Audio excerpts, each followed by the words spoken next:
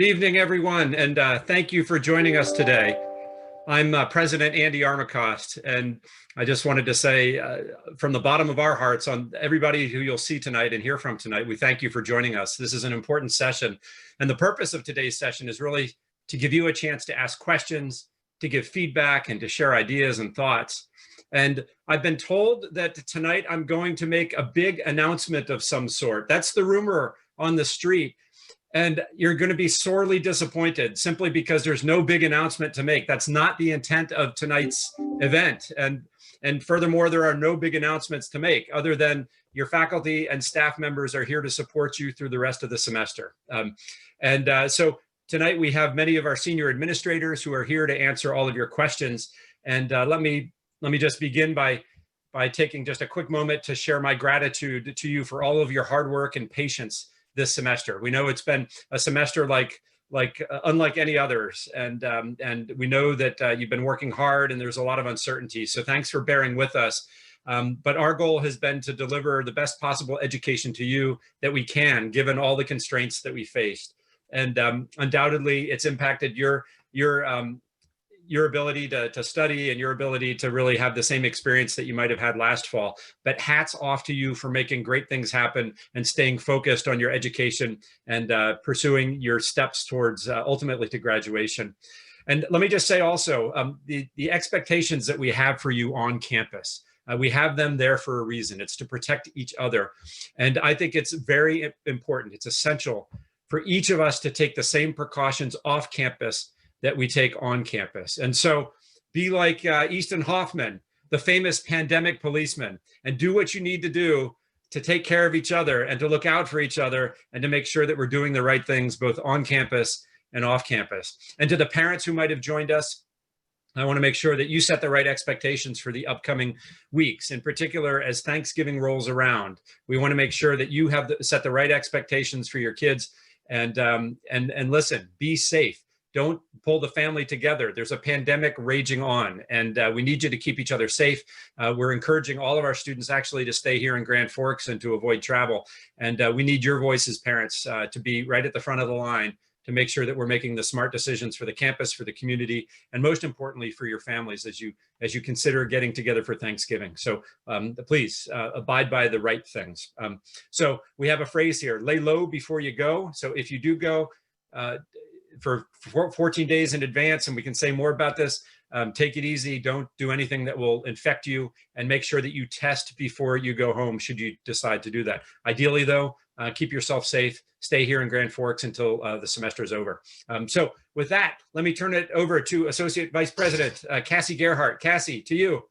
Thanks, President Armacost, and thanks for the introduction. As President Armacost said, my name is Cassie Gerhardt, and I have the pleasure of moderating tonight's presentation, Open Forum Town Hall. So I want to start by letting you know we've got a couple of early questions that we will ask, but if you've got questions you want to make sure that we address while we're together tonight, please start adding those to the Q&A feature on the webinar, and we will do our best to either answer them through the chat or live with our panelists tonight. I'm going to ask my colleagues who are here, if I pitch a question your way, if you could please start with an introduction of yourself so everybody joining knows who you are. And also as a reminder, we will record this town hall and also post a transcript of the town hall in the next couple of days on our website. So just a couple of early reminders. So the first question we're going to pivot, and we've gotten a few questions about this one in recent days, and I'm going to send this one to our AVP for Public Safety and Chief of Police, Eric Plummer. Chief Plummer, we know that Grand Forks has implemented a mask mandate. Can you just explain to everyone what that means for our campus and the Grand Forks community? If you could just kind of describe what the mask mandate in Grand Forks means for everyone, that would be great. Yeah, so I'm Eric Plummer. I'm the AVP for Public Safety as well as the Chief of Police. So the Grand Forks City Council and Mayor Bochinsky did approve a resolution requiring every person within the city to wear a mask or a facial covering where non-household members are present, and also where 6 feet distancing cannot be maintained. Now, this applies to indoor environments as well as outdoor settings and is really similar to what you've experienced on campus with our mask mandate and our facial covering requirement that you've experienced throughout the start of the semester. Great, thanks, Chief Plummer. Dr. Storrs, I'm going to take this one to you. And I know a pretty simple answer because the answer isn't quite known, but students have asked a lot of questions about any plans to switch to SU grading the way we did the spring semester. So can you discuss where conversations are at in terms of potentially switching to SU grading for the fall semester? Absolutely. Good evening, students and family members. My name is Debbie Storrs. I'm the interim provost and vice president for academic affairs. You might be aware that our student body government passed a resolution encouraging us to move to a more flexible SU grading option. We did that last spring. We have an SU grading option in the catalog that's an option for students.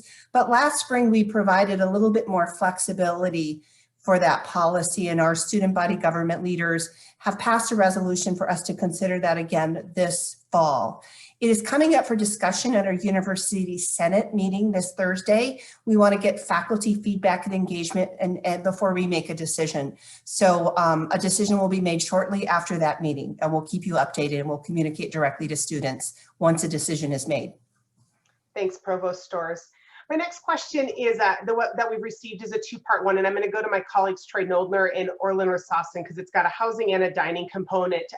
Troy, as we get ready to head into Thanksgiving, into winter break, can you just remind everyone about how the halls stay open over Thanksgiving and into winter break? And then Orlynn, I'm going to pivot to you if you can explain dining related to Thanksgiving and winter break. So Troy, first, residence halls over the breaks. Yeah, so thanks, Cassie. My name is Troy Noeldner. I'm Director of Housing and Residence Life. Glad to be here. So we have been fortunate over the last several years to keep our residence halls open over the Thanksgiving and the semester break period for students in the residence halls. This year, we're planning on doing the same thing. Students over the Thanksgiving break really won't have to do anything different this year if they're planning on staying. We are asking our current staff, and we will have a survey coming out to contact all the students in their areas to get a sense of what their plans are for the Thanksgiving break, as well as some information about what their plans are for after the Thanksgiving break as we head into that final 2-3 weeks of the semester, heading into the semester break. Semester break works the same way. Students are able to stay in their hall over the break period. For that break period, we do a registration period just because we have a greater number of students that do choose to, in traditional years, choose to travel away from campus, and I assume we will do a similar process for that this year. So I'll let Orlynn talk about the dining options. Okay, thanks, Troy. This is Orlynn Rosaasen, Director of Dining Services, and over Thanksgiving break, I'll start with that. The Wilkerson Dining Center is actually open.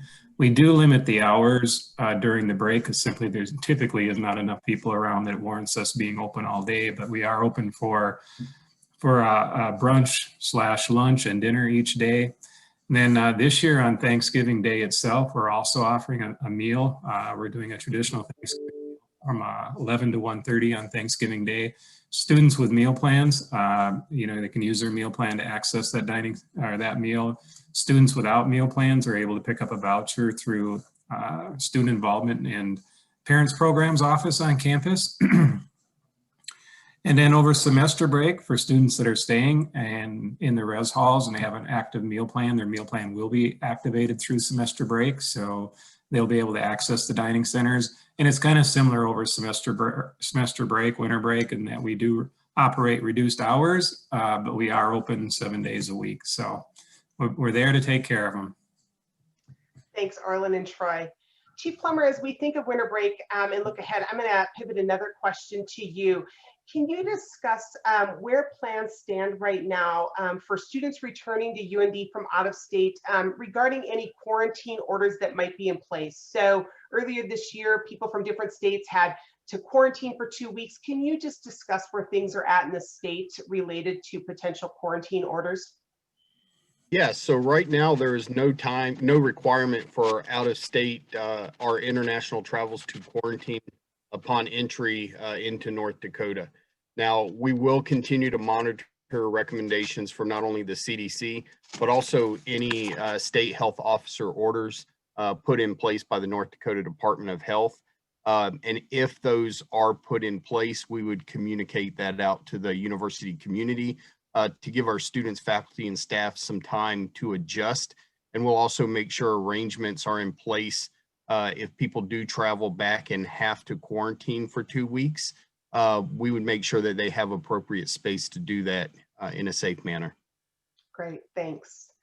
And then Provost Storrs, as we think ahead to the spring semester, people have asked the question, will classes be delivered in the same way during the spring semester as they were for the fall? So if you could discuss plans for class delivery as they stand right now for the spring, that would be great.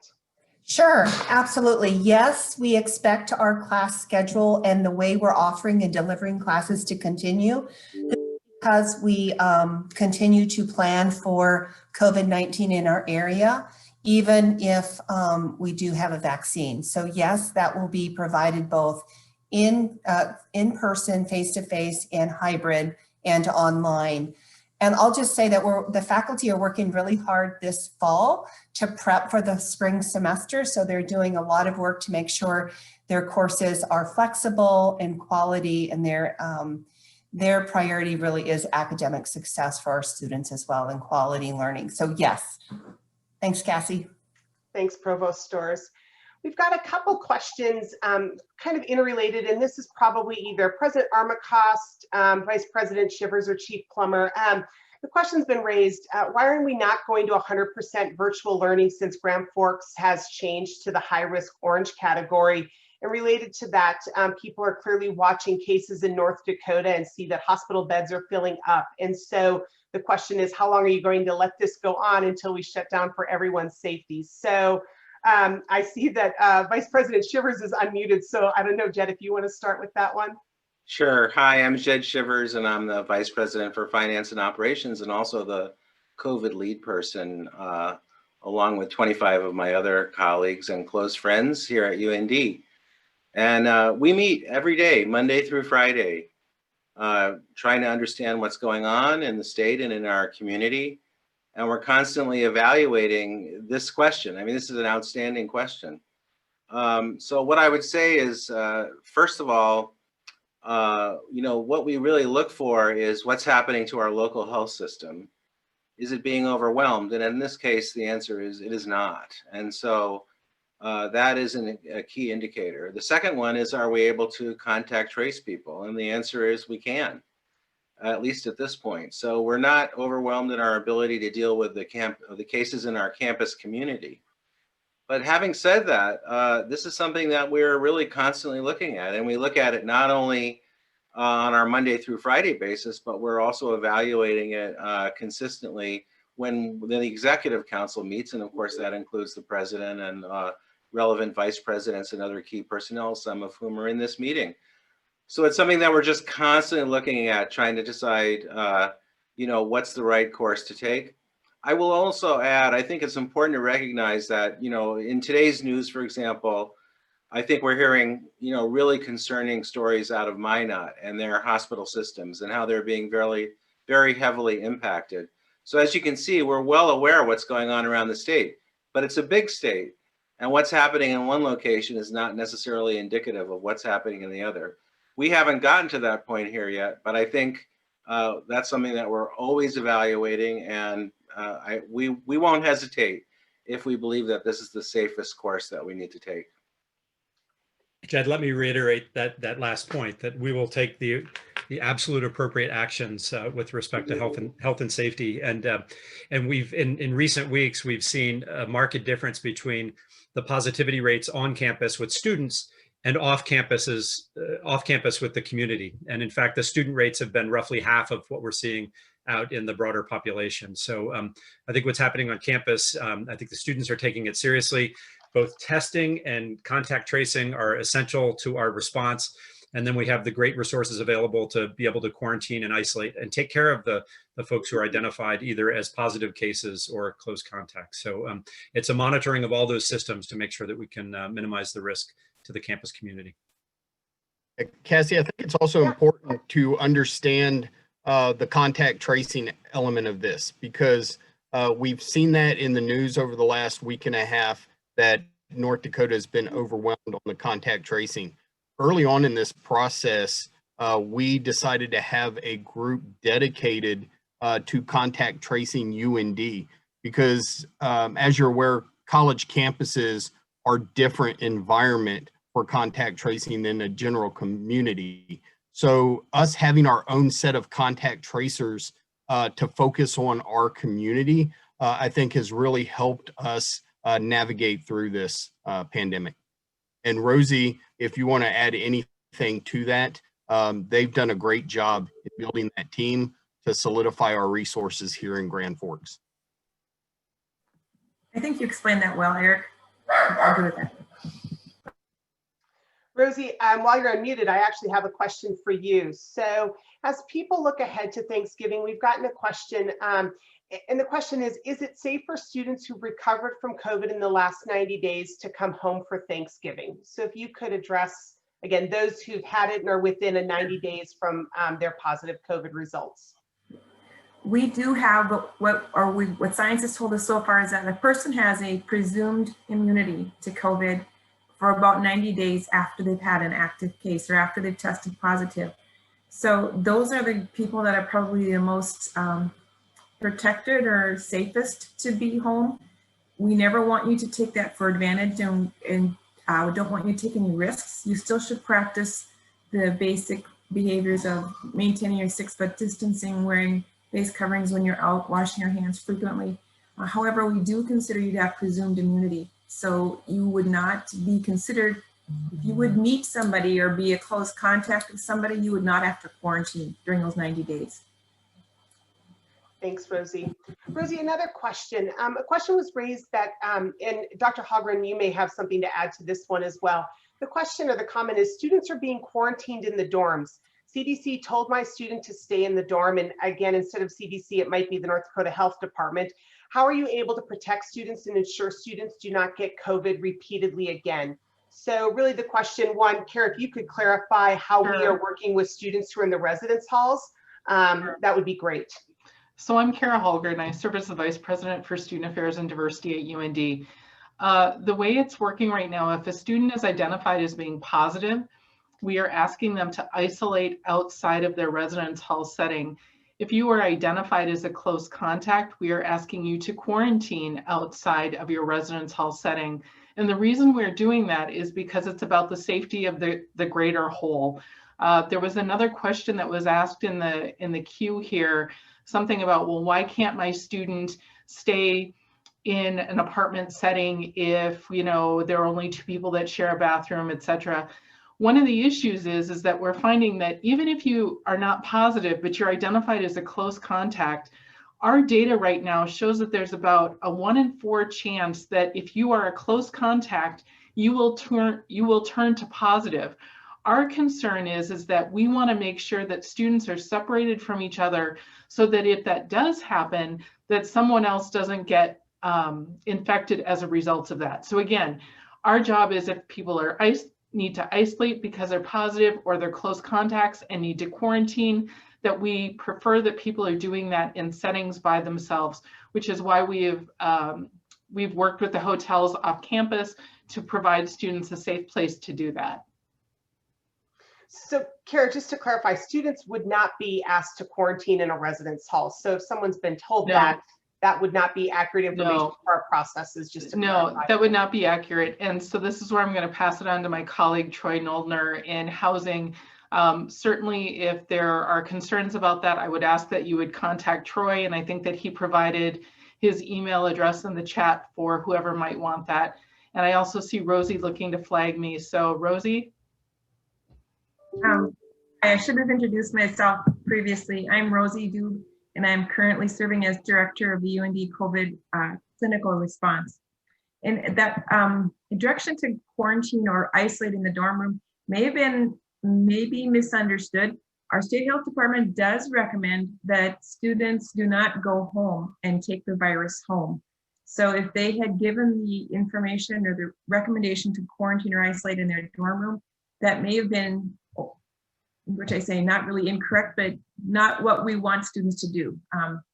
But understand how that could have been misconstrued. So along with Cara's explanation of providing the hotel rooms, want to make sure that you understand too that that includes meals and includes making sure they have access to their academic Wi-Fi and things like that. All it, no financial burden to the student or the family.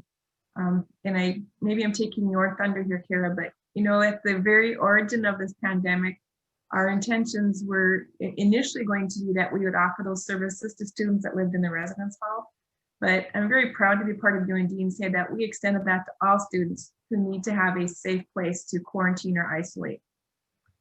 I think the biggest thing, just to reiterate, is that for those of us on this call, we've been working with the concept of the pandemic and COVID-19 for a while now, and we recognize that sometimes it's confusing and the information changes. So what we would ask is that, again, if you have questions as it relates to you as a student or as a parent to your student, we'd ask that you call us or email us, because again, more than anything, we want to make sure that you have the right information so that your student can either quarantine or isolate or work within the pandemic in a way that is as safe as possible for them and others. Sounds good. I just want to make sure we got everything perfect. Thank you. I want to talk a little bit more post-Thanksgiving, a couple of other questions. So Provost Storrs, I'm putting you on the spot. Can you just clarify plans? We're coming back after Thanksgiving. I think people looking for some additional confirmation because we want to book some airline travel and just want to make sure that we're confirmed with plans post-Thanksgiving, which I totally understand. Fair question from the family members that are posting it. So if you could just address our plans after Thanksgiving. Great. Yes, I will. So students and families, please do not schedule any travel until your student talks with their faculty members. We would hate for you to plan travel and then find out that your student has to be in class. So yes, after Thanksgiving, the plan is to continue to deliver classes both on campus and online in that hybrid fashion. So again, please check with your instructors and your faculty to see what the situation is before you make those. I will say, as President Armacost and others have noted, we continue to monitor the situation. We could change course if we need to in terms of health and safety, but at this point in time, we are planning to offer the same sort of delivery of instruction after Thanksgiving. So check with your instructors before you make those plans. Provost Storrs, while you're on that, can you just visit a little bit about our spring plans as we look ahead to spring break? I think some people looking for could spring break be canceled, but maybe related to your comments about Thanksgiving, just what the plans are for into the spring semester. Sure. We've had lots of conversations, and again, we're monitoring the situation and we're part of a larger university system. At this point in time, we are planning to start the spring semester, the date that it's supposed to start, and we're going to end the date it's supposed to end. And we are scheduled to have spring break. So that's the current plan. Again, I want to just note that that could change depending on what the virus does, but we are currently planning to have the scheduled spring break. Thank you. Related to COVID, but a couple other questions. Dr. Halgren, this one I'm going to send your way. We've been asked a question of what are we doing for students, or what are we doing about students' mental health if they have to quarantine or isolate in a hotel, which may be difficult for some. So if you could address that. Yeah, and thanks, Cassie. I think that's a real concern, and we've heard that from a number of students, and we've heard it from students who haven't had mental health issues before, but that this is really just a challenging time, especially if you're a first-year student. Coming to college or university has its own set of challenges. Doing this during a pandemic, that's a biggie. So again, there are some things that I would encourage students to take a look at. First of all, if you are quarantining or isolating at an off-campus hotel with us, then you should have a staff member as a part of housing that's there for you to provide you with support, answers to your questions, anything that you might need in relation to your stay there. The other thing that I would tell you is that a lot of students are finding that our services through the University Counseling Center and specifically through telemedicine has been really helpful. We know that students are talking with our counseling center. They're doing it in a virtual way and getting support. I highly encourage that for people. Just as a reminder, students pay student fees as part of the University of North Dakota. And as a result of that, those fees are used to pay for counseling center services. So if a student wants to access those services, they can do so at no additional cost to them. So again, I would really encourage people to take a look at that. If you're not sure about how to access those services, just send me a note in the chat and we will make sure that we get you the information. Thanks. Karyn, I've got a question that probably is most appropriate for you to answer. We have heard from students that in some cases it is hard to stay motivated to participate in classes when they're over Zoom.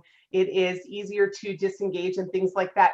Anything and advice that you have from you or the academic advisors you work with of how to help students stay on course and stay motivated for those Zoom courses? If you have any advice or thoughts to share, we'd appreciate it. Sure. Hi, everyone. I'm Karyn Plumm. I'm Vice Provost for Student Success. I think that the motivating issue is probably different for every student, and there are a couple of avenues that students can take if they're having difficulty staying engaged and making sure that they're in their Zoom sessions for whatever classes they have each day. Talking to your advisor would be a great route. They can give you some tips, some hints on how to stay engaged, how to stay interested in the courses. But the other thing we have available is our learning services, which can help you figure out kind of your time management, how to make sure that you're not overburdening yourself every day so that it gets exhausting and students get burnt out when they're in Zoom all the time. So they're really great with helping tailor schedules and time management for students to help make sure that you can stay engaged in your courses and wanna be in your Zoom sessions and get that material. Thanks. Cara, question for you. And this is not a question unique to COVID. We get this one every fall. But we know it is amplified by COVID because it is a challenge to be together in the same place. And the question really is thoughts for students on how do you meet people? People are feeling isolated. It can be a challenge to meet people without COVID. And like I said, COVID just amplifies it. So any thoughts or suggestions, advice for students on how to meet people when they're feeling isolated? Sure. Again, I go back to my earlier comments. It's an exciting time to be going to college at the same time as you're doing it during a pandemic. That can be a bit challenging. And we've heard from students that getting connected has its own unique things in light of the pandemic. I would urge you to think about a couple of different ways to get connected. First of all, if you're living in a residence hall, you have a resident assistant, and RAs are well-versed in helping students get connected in ways that are important to them or meaningful for them. The other thing I would urge you to consider is thinking about a club or organization. If you go to the student involvement website, you will find ways to get connected to clubs and organizations on campus, 250 plus of them actually, many of them that are meeting virtually at this point as a way to stay connected and keep people involved. The other thing I would tell you is that the Wellness Center is a great connection as well. So even now during COVID, we have COVID resilient ways to offer intramural activities. And the great thing about this is that you can go as a member of team, but you can also go as what they refer to as a free agent, which means that you can go and join an activity that looks interesting to you, and you don't have to worry about going with anybody else. You can go by yourself.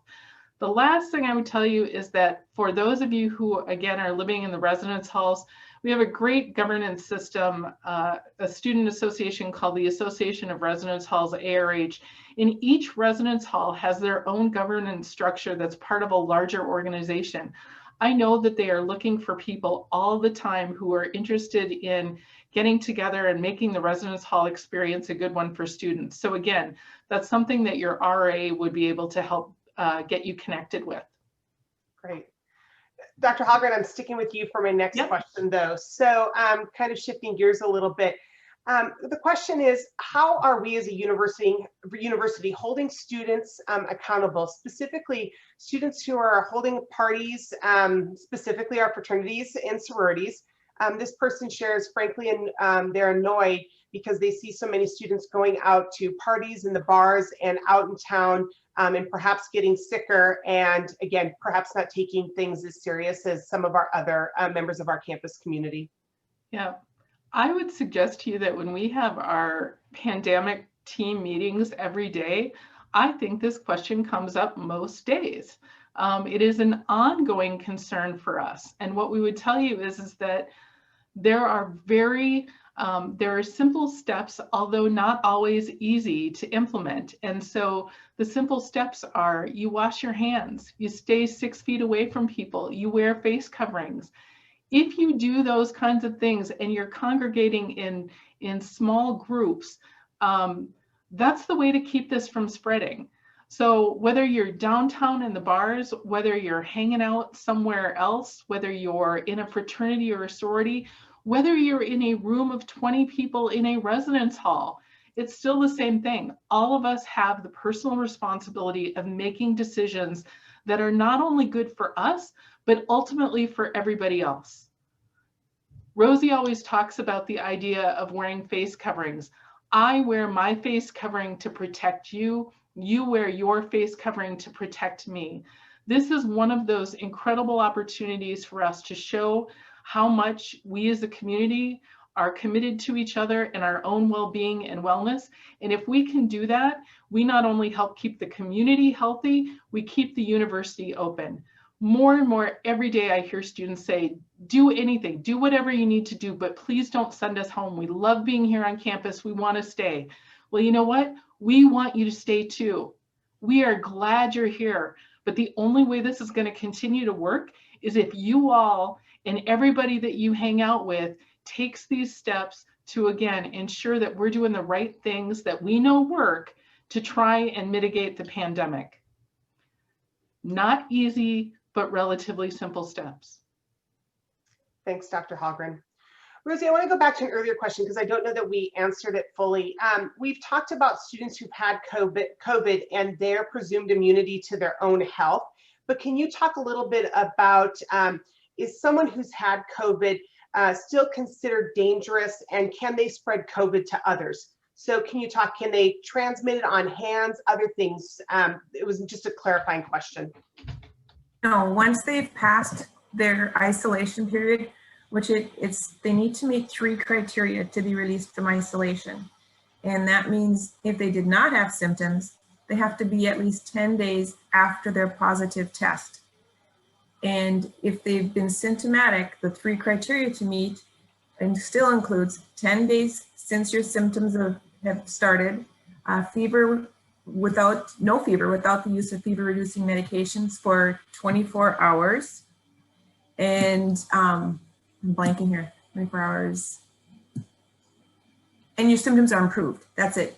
Your symptoms don't have to be gone, because some of our things stick around, like your loss of taste or of sense and smell. That may linger for longer. You may have somewhat of a lingering cough. However, if you met those 3 criteria, your symptoms are actually better, you're not considered infectious. We don't want you to test during that period unless you get newly sick, because you still could actually test positive, but it doesn't mean you're infectious. So if I've had COVID and it's been 10 days since my symptoms are better, I haven't had a fever for 24 hours, I can go home. I'm not going to give it to anybody. Great, and if my mom has it after I go home, I do not have to quarantine. I'm kind of golden. With those 90 days. Correct. Dr. Halgren, we've talked a little bit about our protocols for isolation and quarantine.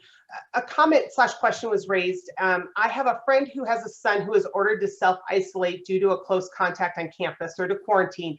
The student, he was allowed to return home to his hometown. Is this protocol? He was out in public in his hometown. So if you could talk about, again, where students can go if they are identified as close contacts.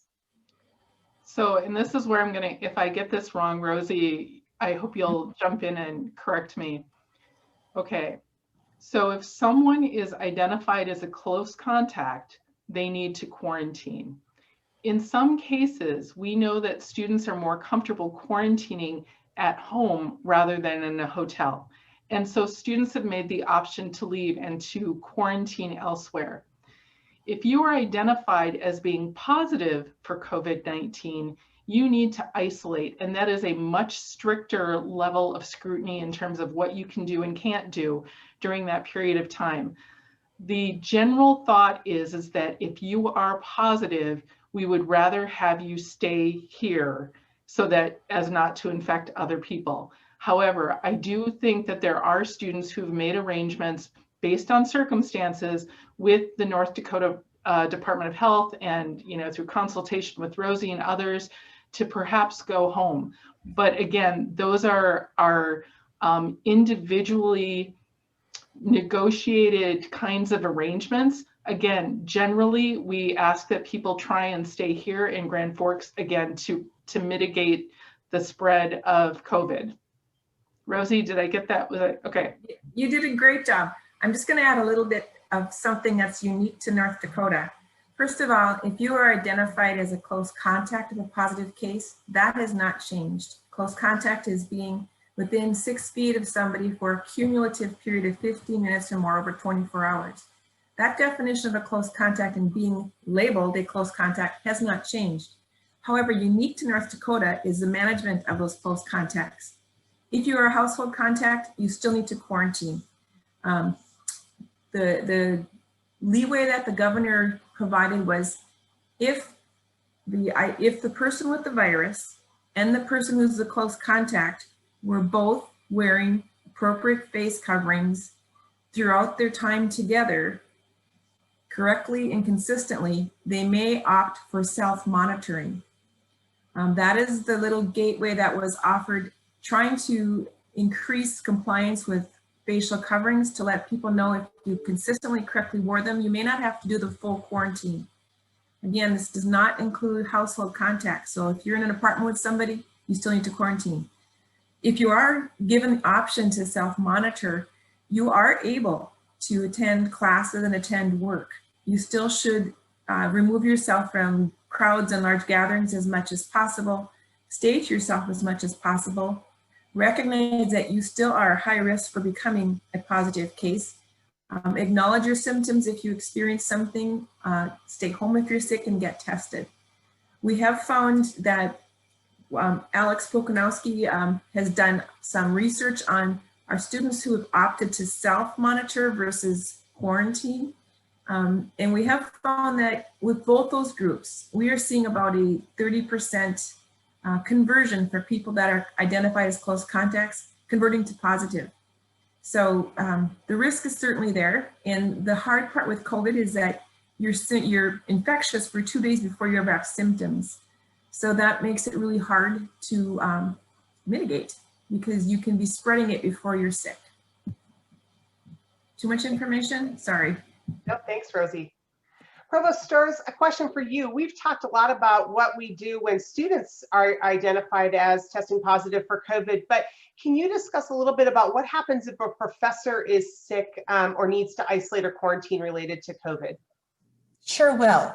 We have had a couple of faculty members who have been tested positive, and in those cases, like others, they have to isolate. They have to isolate from others, and so if they're able to, they can teach their courses via distance, and all faculty have the support of our Teaching Transformation and Development Academy to help them transition if they haven't already done so. If they're sick and they cannot do so, their department chairs have worked a plan where others in the department or we would hire instructors to help cover that course until the faculty member is well enough to teach. We absolutely want to take all precautions and support our faculty who are ill as well. Provost Storrs, I'm going to stay with you. Another question, are professors given any ongoing training on how to effectively teach over Zoom, given we know that presenting in teaching in a virtual world is different than face-to-face? So if you could talk about the resources and some of the professional development opportunities for our faculty, that would be great. Yeah, absolutely. You know, UND has always had a really robust set of courses in the online environment, so we have some good experience teaching online. However, in the spring, when we had to move quickly to online and to remote, we realized that some of our faculty did not have that experience. And so we've spent a lot of time this summer supporting faculty in getting trained in how to teach high quality hybrid or online courses. And faculty are also taking that training this fall in order to teach in a similar fashion in the spring. What does that look like? We have a really great set of professionals in our teaching academy. It's called the Teaching Transformation and Development Academy, or TDA for short. And these are professionals who really work closely with the faculty member on how to develop their course material in an online or hybrid environment. How do you engage the students via Zoom? I will say that it's been a learning curve for all of us across the nation as we're learning to engage via Zoom and other mechanisms. But I'm really proud of the faculty for taking it so seriously, and for our professionals in our TDA program of partnering with the faculty on how to use technology more effectively. I'd also like to hand it over to our CIO, Madhavi Marasinghe, who also aligns support on the tech side to help faculty navigate, especially early on in the semester, as they were trying to figure out all the various bells and whistles. Madhavi, could you speak a little bit about the support that you provided our faculty? I sure can. Madhavi Marasinghe, I'm the Chief Information Officer at UND. So when we knew that we were going to continue with the online teaching and on-site during fall, we upgraded all of our classrooms with the technology that's needed for the faculty to do a good job in teaching. In addition to that, we also provided training to faculty for the first 5 weeks, and we also provided support in the building for faculty to contact tech support if they need any help. So this is not something that we have done previously, but this semester, because of all the technology upgrades that we did, we made sure that they have the support that they need. In addition to that, we also provided the technology they need to teach from home. Just like the provost was talking about earlier, if a faculty member gets sick or something, they need to teach from home. We needed to make sure that they have everything that they need to teach the way the faculty and the students can get the benefit. And I'd just like to finish by saying, you know, our faculty are committed educators. They wake up every day really committed to helping students master and learn the material. That being said, as faculty are trying to accommodate students, we're really grateful for students for giving our faculty a little bit of grace as they're managing teaching in class, engaging a virtual audience, and also teaching online. It's quite a challenge, and the faculty are really stepping up. But both parts of the team, the faculty member and the students, if we can just give each other grace, and if you're having challenges, reach out to your faculty, ask them a question, call them, email them. If they want to help you, they're busy. If you don't get an immediate response, wait a day, reach out again. They want to help you succeed. So I just received a text message that our moderator crashed. And so my guess is that she will be making it back in here. So Christy, I'm going to turn it back over to you for a second. Can you help us in terms of fielding some questions for the group? Absolutely. Hi, everyone. My name is Christy Okerlund, Director of Student Involvement and Parent Programs. I am going to turn it back to Provost Storrs. There is a question about how do students find out how their spring courses will be delivered? In person, hybrid, or online? And then how is that decided? I'm going to turn it over to Vice Provost Karyn Plumm to answer this question, if you don't mind. Sure. So spring courses, when students go to register for their spring courses, they will already know on the schedule as they're choosing courses, whether courses will be online asynchronous, which means there's no scheduled time for them, online synchronous, which means they're an online course, but they have to meet up with their class, like in Zoom or some other format at a specific day and time, or whether they're an on-campus course. The on-campus courses will be set up as hybrid or high flex, depending on the room that they're scheduled to be in and the enrollment in the course. So students will know more about how to engage in the hybrid and high flex courses as they're able to see the syllabus in Blackboard as the spring semester begins. Excellent, thank you. Another question regarding safety levels. Will there be any additional precautions taken due to the change in risk level to orange in Grand Forks? I know originally there was a chart that limited certain things based on the risk color level, specifically the change in risk level since it goes against what was originally said. So I'll take this one. So when we developed our safety levels, and the chart that you're referring to is still available on the blog, what it shows is within our safety level 2, we wanted events to be limited to no more than 50. And any event would need to have vice president approval and need to go through the Office of Safety for review to make sure that it complies with all spatial requirements as well as physical distancing and other health and safety measures. So if you look at the North Dakota Smart Restart Plan, when you are in orange or high risk, they limit it to 25% occupancy to no more than 50. When we designed our academic spaces as well as other event spaces, we limited our occupancy based on our physical distancing requirements to approximately 25%. So as an event comes in, we review that event, we look at the occupancy limits of that particular space, and if it meets the safety requirements, we approve the event. If not, we would deny the event or ask them to move it to a safer space or location in another building or maybe in an outdoor environment. So really, when we looked at building the safety level chart, we really designed it to be within the high risk just because we wanted to be cautious as we are navigating this pandemic through these various safety levels. Thank you so much. This is similar, so I might stay with you, Chief. We'll see. Is the school urging Grand Forks for a fine if masks aren't worn in the community? And then they just comment, if the community doesn't mask up, it doesn't help UND. I know this has been a conversation. We've had several student leaders as well as President Armacost speak to this at City Hall. And it is some conversation happening with the law enforcement leaders across the state as well, both sheriffs and chiefs of police. One of the things we have to balance is what is the enforcement mechanism that we are actually allowed to do. And we have to balance that in with our current court system. Now, just like universities, K through 12 environments in cities and counties, our court system has had to move to remote operations. They've had to have physical distancing requirements, which has put a strain on our criminal justice system, our jail system. So when you talk about adding a fine or an arrestable offense, you actually have to look at what that process actually entails.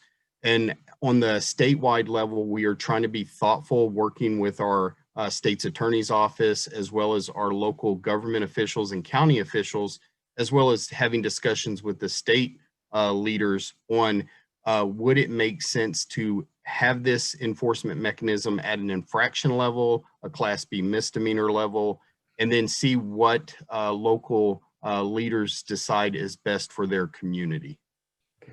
And Chief, let me hop in as well. I've been a strong advocate among our city leaders to try to match what we do on campus in the community. In other words, the mask mandate is something that I was strongly supportive of. As to the fine, that's a political decision. Enforcement is always a tough issue, as Chief just pointed out. However, there will be additional discussion next week. The county commissioners are going to be discussing this very issue and what steps they might take. And if there's an order from the county health officer to enforce a mask mandate or some other measure, that it turns out that's by our own state century code, that's not complying with an order of the county health officer results in a Class B misdemeanor. So that would have some teeth if the county commissioners choose to go that route. And we'll find out more next week. Thanks. Thank you both. I'm going to ask one more question, then I'm going to turn it back to our official moderator. This is for both Karyn and Matt Lukach. How can my son access or view all of his grades?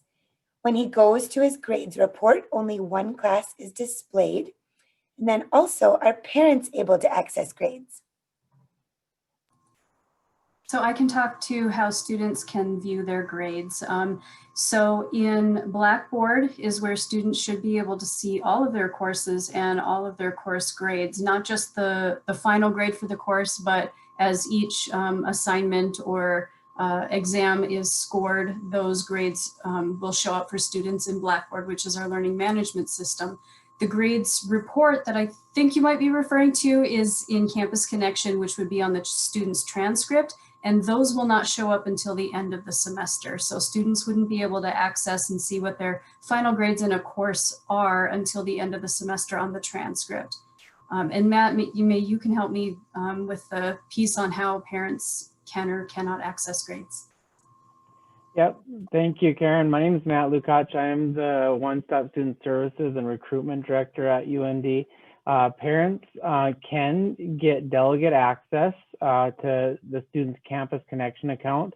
The student has to set that up through their account, and that will allow you to get in and view whatever your student allows you to view. You can also have your student fill out a privacy release form, and then we can work with you on getting you access to some of those academic information via the phone. So, and that privacy release form is right on the One Stop Student Services website. It's called the FERPA form.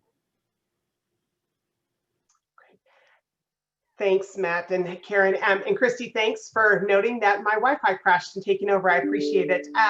Dr. Halgren and Provost Storrs, a question for you, kind of a two-part one. So the question is, why are most classes online for the freshmen, especially those that live in our residence halls? My freshman is seriously considering leaving campus for spring and living at home 5 hours away.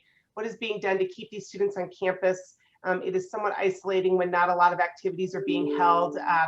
Just going back to that isolation. So Provost Storrs, maybe you can take the academic side of it, and then Dr. Halgren, maybe some of the out of classroom aspects. Sure. I think you froze a bit when you asked part of the question, but I saw it in the Q&A, and I think it was something about why is my student in all online courses his or her first year? I think. Yeah. Why are most of my first year students' classes all online when they live in the residence halls? Yeah. So thanks for the question, and that wasn't intentional. And so what we've done is we've encouraged faculty to make decisions about whether they're comfortable teaching in class or online. Faculty are at higher risk than our student body for COVID-19 complications. So we really wanted to make sure that faculty felt comfortable. We got lots of protection in the classroom to help heighten that comfort and safety, but we still wanted faculty to make the decision about how they were going to deliver it. And then we communicated that to students on how their course would be changed, if indeed it was. And so that's purely accidental that this particular student's all his or her classes are online. In general, about 30% of our courses are hybrid or online, and 70% are in person with some hybrid fashion. So most of our courses are still face-to-face with some hybrid connections, but so I think that's clearly accidental that your student really had a set of courses that chose to go online. Cara, can I turn it over to you about the second piece? Sure. I just want to acknowledge, because there was another response in the chat that kind of dealt with the same thing. This is really, it's hard. There is just no doubt about it. Excuse me. It is hard. And I would love to go back to what we had last fall as kind of the normal, traditional University of North Dakota experience, where we gather everybody together at the beginning of the year and we take the class photo and everybody's excited and all of this. And it is not that. And there is nothing that I can say or do that will make it that right now. And I think this is where the challenge is.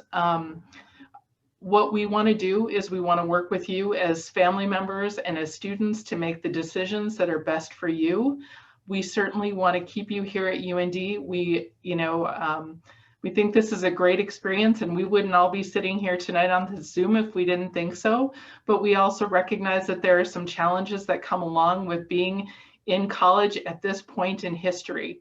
What you need to know is that we are committed to giving you the best possible experience that we can, while also managing the health risks that exist for people during the pandemic. So again, if we can talk to you individually about what this means for you and your student, we are happy to do that. But please know that your student's success, if your student's listening, that your success really matters to us. And we know that right now it is hard, it is unprecedented, and that we are doing all that we can to manage all of these different pieces at once. If you have suggestions or ideas and things that we could do to do that better, by all means, we'd love to hear from you about that too. Thank you both. We've talked a little bit, I'm gonna this one open if it's President Armacost, Dr. Halgren, Chief Plummer. A question, we've talked a little bit about Thanksgiving and recommendations that students maybe stay on campus for that break.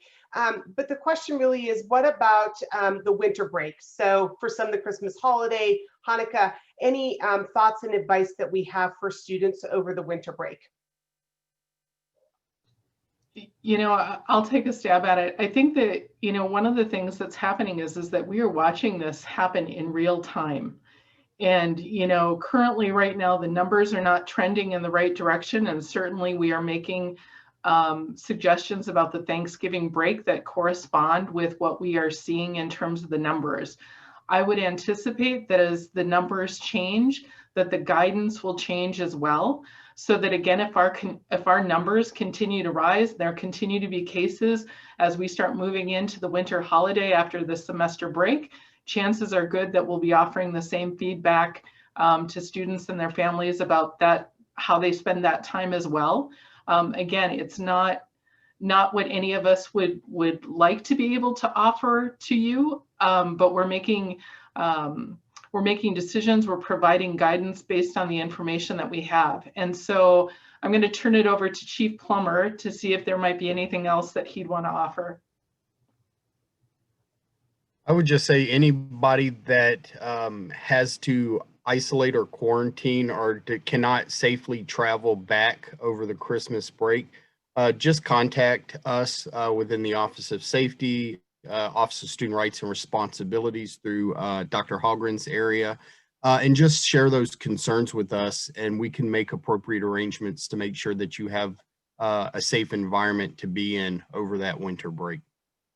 And regardless of where you are, follow the tried and true steps that we talk about. Wash your hands, wear a face covering, avoid other people in large groups, and keep your distance from others. And by all means, if you have any symptoms and you say, wow, this feels like the standard cold I get after the end of the semester, treat it as though you're potentially infected with COVID, and go get tested, because that's important. You might not be able to distinguish the difference. Rosie, this question I'm going to help you with. It's kind of a two-parter, and I've got some of the numbers. So the question is about testing. So the first part of it is, on average, how many UND students are getting tested per week? I'll take that one only because I have the chart with the numbers open here on my own desktop. So I will share that yesterday we tested 927 students. On Saturday, 275, and last Tuesday it was 906. So we are seeing the number of our students who get tested each week climb a little bit. So those are just some numbers to be specific. Rosie, the second part, probably the harder part, I'm going to give to you, and that is UND's capacity to test only appearing to be good because only a small fraction of students are taking advantage of the testing? So can you talk about our capacity to test? And then, while I referenced that 927 students got tested, we also want people to know students who are in that 90 days of immunity, we wouldn't anticipate them to be tested. And so to know of how many, but can you maybe speak to our capacity and how that is determined to test? I think that in a perfect situation, a perfect world, we would definitely test more. If we had the resources, the testing kits, the equipment, the personnel to test once a week, every student, or twice a week, that would be optimal. We don't have those resources available to us. We are constantly looking at options to bring more testing to campus. been vigorously exploring the saliva testing options. There just are not things available yet. We are limited in our lab capacity to some degree. We're grateful for the help from the National Guard, the North Dakota Health Department, the Grand Forks Health Department, and all of UND to hold these massive testing events. I think we have smashed the number of testing events per capita compared to any place else in the state. So we're doing a lot of testing. We know that testing, isolating, and testing, identifying positive contacts and isolating are cornerstone to controlling the virus. So if we could do more, we would love to do more. We also look at, we have some of our testing events, they all eventually end up at the North Dakota Health Department lab for resulting. The lab itself in Bismarck is capped at a certain level, which is maybe you are not aware of, but we're having severe outbreaks in long-term care in our state. In those elderly, high-risk, vulnerable people, that we need to make sure that they do have access to testing. So they may prioritize some of our numbers. And we also have an outside lab that we're using, and that allows us to flex up some. In a nutshell, yes, if we could test more and have it more accessible and easier, faster, the golden thing would be to have a 15-minute test that's accurate. We're constantly pursuing other avenues, but this is the best we have right now. And related to that, I just want to add, and you can find the dates on our website. Rosy and our testing team have added some additional testing events prior to Thanksgiving and prior to the winter break. So all of those dates and times are listed online. And going back to what President Armacost said when he started it, encouraging students to get tested. We have testing on Monday, November 16th and 17th, so students can get tested before they might plan to go home for Thanksgiving. And so I would encourage you to check out the dates for testing. Jed and Eric, a question for you, and this one might challenge you to get out your crystal ball and look ahead into the future. The question starts with, currently UND has 167 reported positive cases.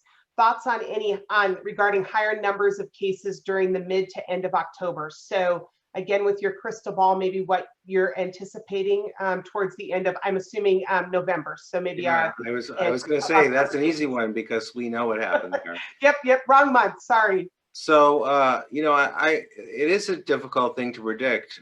Certainly, unfortunately, cases in our state are going in the wrong direction. We at the moment do, and I hear I'm speaking strictly of what we can identify as our UND community. We seem to be lagging that growth a little bit. But certainly the general trend in our area and in our state is for increasing cases. So I think it's not unreasonable to think that cases will rise, certainly in Grand Forks County, as they're doing in most of the other counties in the state, absent people doing what we keep talking about, which is mask wearing, social distancing, et cetera. So, that's how we're going to knock this thing down. So I think it's likely that we'll see some increase. But, from my perspective so far, the campus actually seems to be a bit safer than its surrounding community. That's based on some preliminary information, but it seems to be holding in a fairly consistent pattern week after week over the last few weeks. So I think we may see some case rise, but I'm not so sure it will be as substantial as the surrounding community or the rest of the state. We'll see. Eric, actually, as I read the question, and maybe you can address this, as I reread it, I think really the question is the higher numbers we saw at the end of October, if there's any thoughts on, again, the increase we saw. And so I don't think the reference of the month is inaccurate. It really is thoughts on the higher number of cases we saw in the mid to end of October. And I think Jed kind of addressed this earlier. We have seen this, and it's not only been in our state, but it's been in the region. So every week, every Friday, I sit on a call with a domestic preparedness committee for one of our international associations. And there are small institutions up to large big name institutions that participate on that committee and on that call. And they are seeing the same rises within their community. The point that Jed did make was they are seeing a larger rise in their community versus on their campus. So the academic settings, as long as they've taken appropriate physical distancing within the academic settings, encourage our required mask usage, and do all of the other items such as hand washing, hand sanitizing, they seem to feel that and see that the cases on campus remain relatively low. The problem that we've seen not only in our area, but in those other areas, it's what happens out in the community, at the restaurants, at other events and gatherings, at small to medium family size gatherings. We're seeing people become infected and become close contacts and then eventually become positive from those types of contacts. So we are encouraging our students to avoid those large gathering areas, to avoid the bars, to avoid parties, to make sure that we can really flatten this curve that's going on within our community. And again, we're not the only ones experiencing this. Other areas in the upper Midwest are seeing this as well. We've got two more questions, and then I will transition it back to President Armacost to wrap us up. Eric, a question was raised. Do we know the total percentage of UND students that have had COVID? Can you just address the challenges of even knowing this, maybe? From what we are seeing in our numbers, we've had about 10% of our population that have tested positive. And that's the numbers that we've been tracking all the way back since this started. So this is not just our current group of students. This would go back through the summer and back into the spring semester. So to compare it, I would say roughly around 10%. President Armacost, I am going to transition back to you to wrap us up, but I'm going to give you a question. So we talked a little bit about our recommendations for winter break, and we got a clarifying question, and it is, so if numbers rise, are you suggesting not leaving Grand Forks for winter break? So I'm going to leave you with that question and then ask you to wrap us up this evening. Wow, that's a tough question, simply because you know, there's some mental health components to this as well, getting home and being with family. But if you're sick or if you're a close contact, making sure you take the steps to do that. So I would really judge how safely can you travel, and I think most of our students can probably over the winter, and being among family members safely, I think, is a component. To do that, the time to answer, and that was, what happens if my son wants to come home for the holidays with elderly family members? Should I ask them to get a test? And the answer is, you should ask them to get a test. You should expect them in advance to get a test. If you know that you're going to have somebody coming from a high positivity environment to be with elderly family members, doing so should require it. Otherwise, they can sleep outside in the car or stay here in Grand Forks with us. But by all means, have that expectation. As you can see, we have a great team here at UND. To get these leaders here to be with you, you should truly appreciate the fact that they're willing to spend their time, and we would spend all night with you if the questions kept coming. We will make sure that all of the answers that we have to the questions that you've asked are posted on the blog under the FAQ page to make sure that you can refer back to those. And if additional questions come in, we'll make sure we answer this as well. I really thank you for your commitment to UND. Thank you for taking the time to support the institution. If you're a student, thank you for being our students. We'll take great care of you and make sure that your needs are met while you're here. And if you're family members, thanks for taking such a vested interest in your student success. Good to see you. Have a good night.